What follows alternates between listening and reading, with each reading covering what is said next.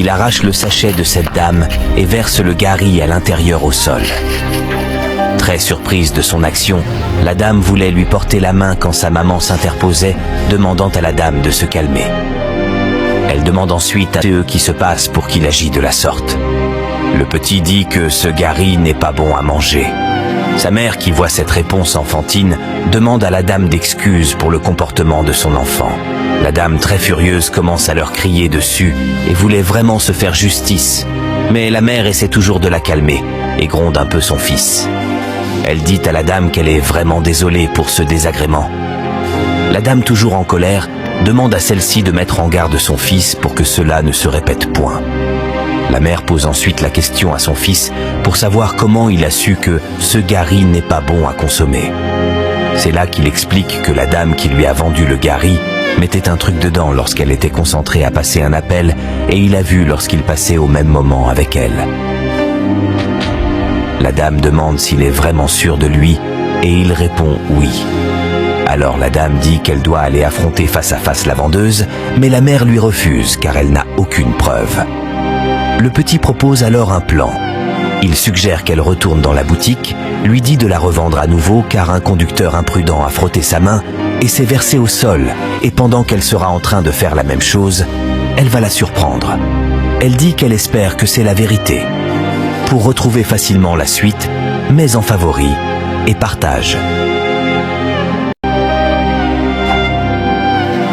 Une fois sur place, la vendeuse lui demande si elle a oublié quelque chose ou si elle veut payer une autre chose. Et là, elle met en exécution le plan. Elle dit qu'elle est vraiment désolée de la laisser lui emballer à nouveau. En mesurant la quantité et pendant que la fille détourne sciemment son regard, elle sort le truc de sa poche et commence à mettre dans le gari.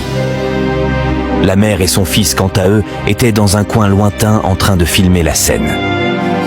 Lorsqu'elle finit et remet à celle-ci, elle va lui chercher un autre sachet pour emballer. Elle la regarde méchamment quand elle lui tourne dos. La mère a tout filmé et lorsqu'elle vient vers eux, elle lui dit que son fils a vraiment raison. Elle n'en revient pas. Ils se sont tous dirigés vers la fameuse vendeuse.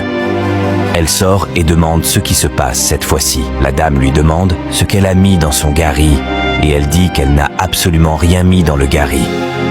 À peine la mère voulait intervenir et elle lui demande ce qui la concerne elle dans cette affaire. La dame lui dit qu'elle avait fait la première fois. Elle est revenue faire semblant pour la deuxième fois et elle continue à nier. Elle refuse comme une personne innocente et en plus avec arrogance. Elle leur demande même les preuves qu'ils ont pour l'accuser de la sorte. La dame lui montre alors les preuves visuelles et là, elle a perdu la langue. Elle qui criait commence à vraiment baisser le ton et demande à celle-ci de se calmer.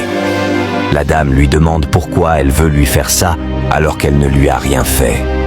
Elle ne fait dire qu'elle est désolée et demande pardon sans arrêt. « Désolée pour toi-même ?»« Ne me touche pas », dit la dame. Elle commence à cracher la vérité derrière son action et il s'avérait que c'était une action commanditée par un certain Amanda, la meilleure amie de celle-ci, en contrepartie d'une forte somme. Elle était encore plus surprise de cette incroyable nouvelle.